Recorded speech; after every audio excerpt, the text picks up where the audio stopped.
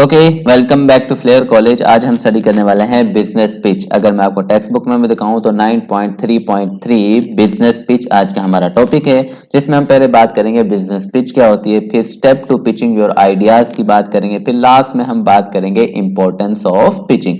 तो अगर आपको टॉपिक समझ आए तो काइंडली चैनल को लाजमी सब्सक्राइब कीजिएगा। तो स्टार्ट करते हैं टॉपिक को। बिजनेस पिच बहुत ही सिंपल टॉपिक है, कोई भी इसमें टेक्निकल चीज है नहीं जो आपको समझ ना आ सके।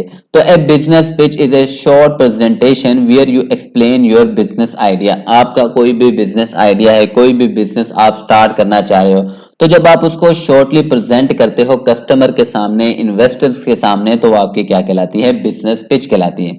अब इसमें तीन मेन पॉइंट्स होते हैं। सबसे पहले कि भाई व्हाट द आइडिया इज, आपका आइडिया क्या है बिजनेस का।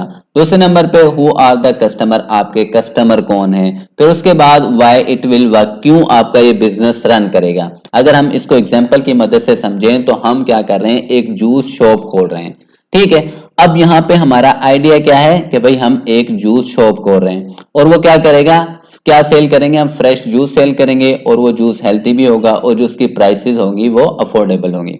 दूसरे नंबर पे हु आर द कस्टमर, आपके कस्टमर कौन है। तो जहां पे हम इस शॉप को खोलेंगे तो हमारे जो हमसाए हैं वो हमारे कस्टमर हैं। उसके बाद व्हाई इट विल वर्क, ये क्यों रन करेगा आपका बिजनेस। तो आप बताओगे जो भी रीजन होगी। तो यहाँ पे हमारी रीजन क्या है कि भाई जहां पे मैं शॉप खोल रहा हूं उसके इर्द गिर्द कोई भी और जूस की शॉप नहीं है, तो इस वजह से हमारा जो ये बिजनेस है वो रन करेगा, ठीक है।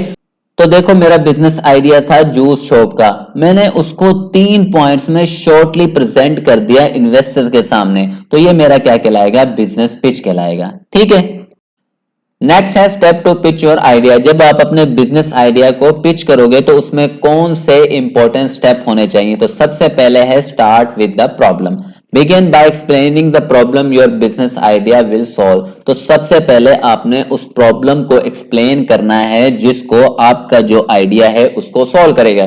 फॉर एग्जाम्पल जिस तरह से ये जूस शॉप है, तो अब मान लो आपके जो नेबरहुड है या जहां पे आप शॉप खोल रहे हो वहां पे पहले कोई भी जूस की शॉप नहीं है, तो आप उसे बताओ कि भाई यहाँ पे कोई भी जूस की शॉप नहीं है, जिसकी वजह से लोगों को हेल्थी जूस पीने को नहीं मिल रहा, हेल्थ कॉन्शियस हो रहे हैं। तो आप क्या करोगे कि भाई हम यहाँ पे इसलिए खोल रहे हैं ताकि लोगों को फ्रेश जूस मिल सके, ठीक है।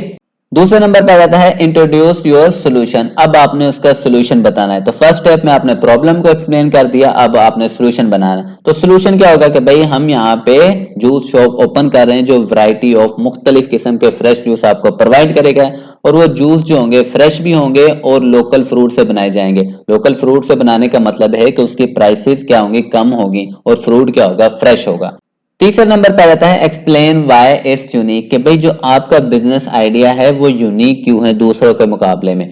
अब अगर तो कोई और जूस शॉप है तो फिर आप उसे बताओगे कि भाई हमारे जो प्राइसेस हैं वो कम है और हम सपोर्ट कर रहे हैं लोकल फार्मर में।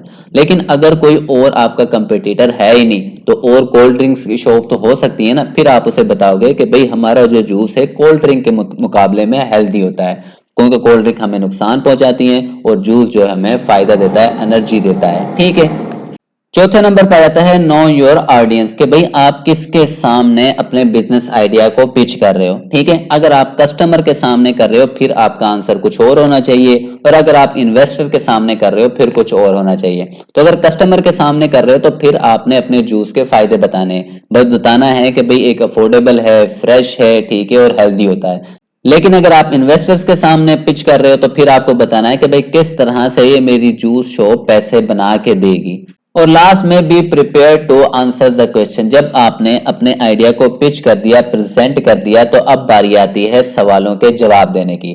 तो फिर जो भी वो क्वेश्चन करें आपने उसे डिटेल में एक्सप्लेन करना है, जैसा कि भाई आपके जूस की प्राइस क्या होगी, ठीक है, फिर आपकी शॉप कहाँ पे, क्या आपके जो फ्रूट हैं वो फ्रेश होंगे। तो इस तरह के जो भी क्वेश्चन होंगे आपने उसको डिटेल में एक्सप्लेन करना है, ठीक है।